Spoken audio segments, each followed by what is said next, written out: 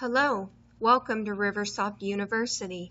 My name is Shelley Wolf, and today we will be reviewing the Clinical Review feature. By clicking on Clinical Review, this will take you to the list of all the documents that are in a complete status from your clinician. From this screen, you can also review notes in an in-use status and view the progress that is being made on this by your clinician.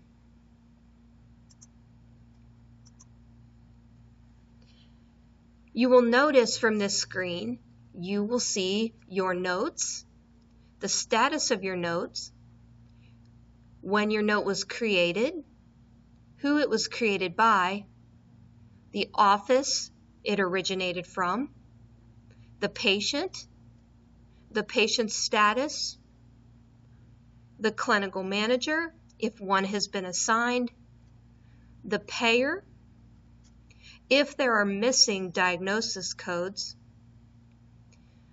if there's associated verbal order, if there are any issues listed, which would be any reviewer comments or clinician comments that appear in the comment box of the note. And if there is any empty notes. Empty notes are notes that have been potentially pulled to create a PDF. However, no data has ever been added to this note. These will appear if any notes are in the list for more than 7 days. By clicking on those notes, there is a very quick delete function to remove those. This will help you maintain as small a list as possible. When you are logged in to an office, as we are now, Office 1, you are only able to review the notes that are from Office 1. You will notice that all the other notes from Office 3 and Office 4 are in a grayed out status. This means that those notes belong to a different office. You can visualize them here. However, the only way to review them is to change offices. By logging into that office, those notes associated with that office will now be able to be reviewed.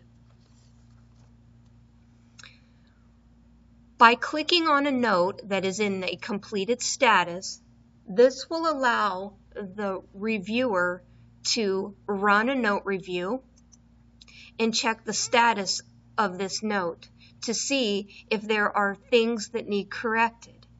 Once the reviewer determines if there are issues with the note that they want the clinician to review, they would do one of two things. If there are issues that need rework, they would simply add a comment in the text box in the lower left-hand corner.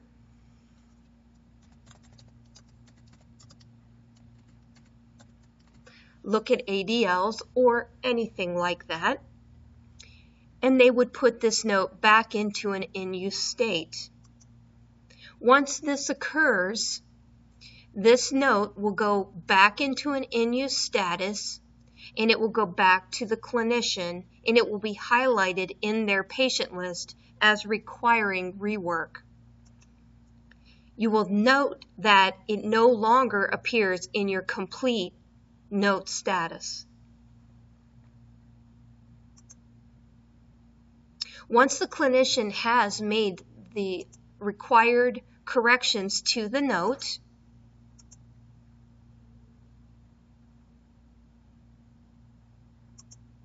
you will be able to re-review this note.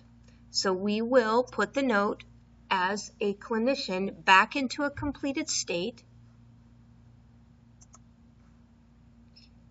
and the reviewer will look once again at their list. And here it is. By pulling up that note, I now know that my clinician addressed these issues because they put the note back into a completed status to be returned to me once again. At this time, I can go through the same process.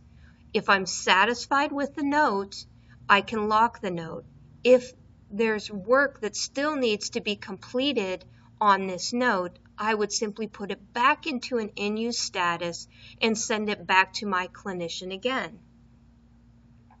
If I'm satisfied with the note, I will lock the note.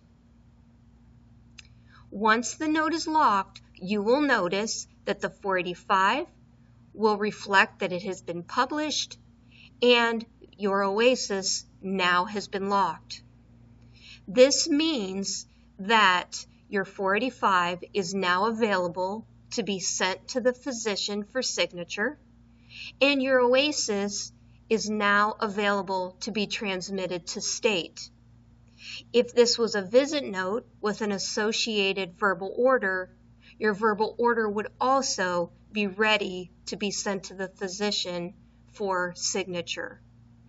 This is how you review notes, put them back into an in-use status for clinician rework, or put your note into a lock status so that the 485 verbal order and care plan can be sent to the appropriate places.